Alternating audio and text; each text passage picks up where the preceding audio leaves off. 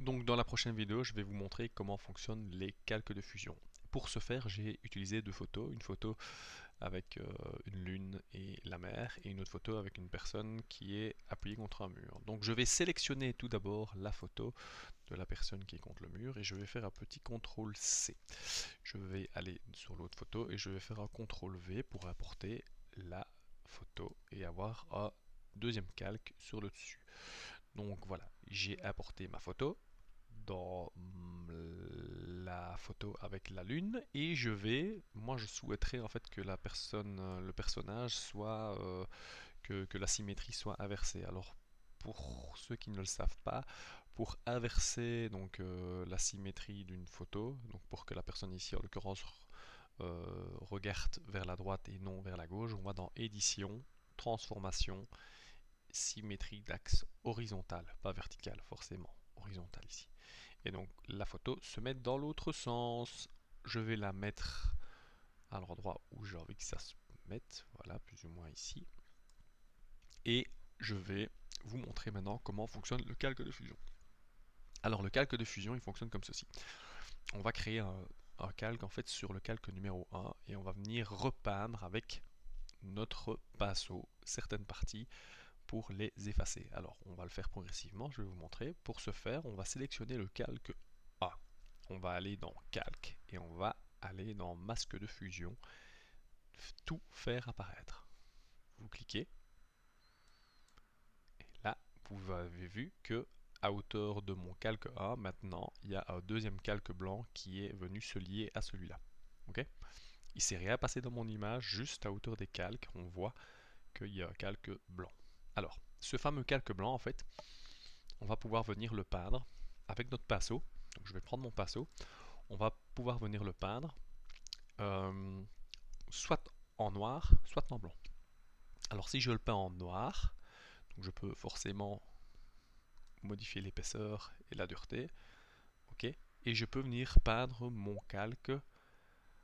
Par exemple, ici on va le peindre en noir. Et si je le peins en noir, vous allez voir, hop, ça va effacer une partie, un peu comme une gomme, sauf que ça fonctionne, c'est vachement mieux qu'une gomme. On va effacer une partie de mon calque, forcément le calque A, ok, vous voyez, ça efface, ok, et donc je peux venir enlever les parties qui ne m'intéressent pas. En l'occurrence ici, tout ce qui est gris, ça ne m'intéresse pas, donc je repasse, et vous voyez que je peux venir rechercher des informations, et donc faire en sorte que le personnage soit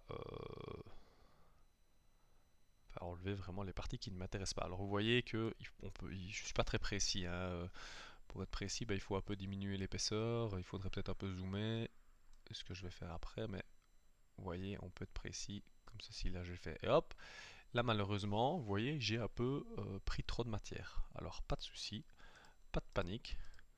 Il suffit simplement, donc je vais reprendre le pinceau, il suffit simplement d'inverser les couleurs, reprendre le blanc, et ça va le faire dans l'effet inverse, et ça va venir rechercher de l'information. Ok, comme ceci. Voilà.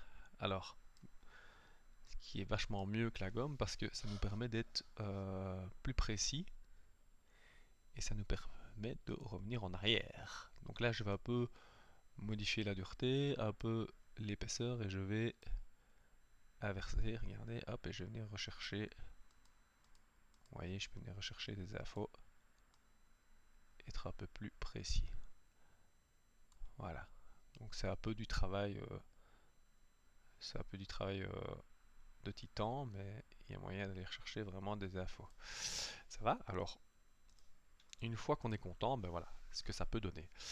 Alors, ce qui est bien, c'est que c'est réversible, comme je vous l'ai dit. Si jamais on revient en arrière, si on met le blanc et que j'augmente mon épaisseur, ben je peux rechercher toutes les informations que j'avais perdues, hein, vous voyez, etc. Donc je vais revenir à à l'image de base, hop, hop, voilà, et ainsi de suite.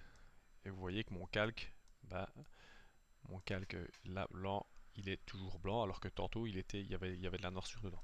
Alors ce qui est bien, c'est qu'avec ce calque, ce fameux calque de fusion, on peut aussi utiliser le fameux outil dégradé. Et vous allez voir que là c'est vraiment intéressant, parce que si je prends l'outil dégradé qui se retrouve ici, et que je vais bien le régler donc sur noir et blanc, donc dans les basiques noir et blanc, ok, vous allez voir que je vais pouvoir faire exactement pareil. Donc si je mets un point ici et un point là-bas, alors malheureusement mon disque est saturé, donc je peux pas faire n'importe quoi, mais je vais vite en espérant que ça va donner quelque chose, sinon je recommencerai. Et vous voyez qu'il y a moyen avec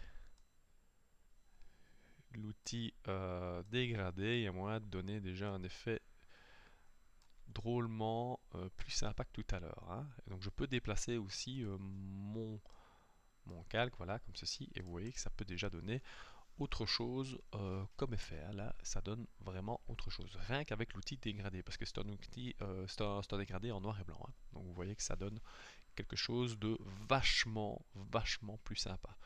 Pour faire des affiches de films ou quoi que ce soit, ça peut être vachement intéressant. Donc voilà, il faut jouer avec ça, ça s'appelle le masque de fusion, et je vous invite vraiment à aller chipoter à tout ça et de jouer avec. Donc je vous rappelle, soit on utilise le pinceau noir ou blanc, en fonction de ce qu'on veut afficher ou repeindre, ou on utilise la fonction dégradé. Voilà, voilà.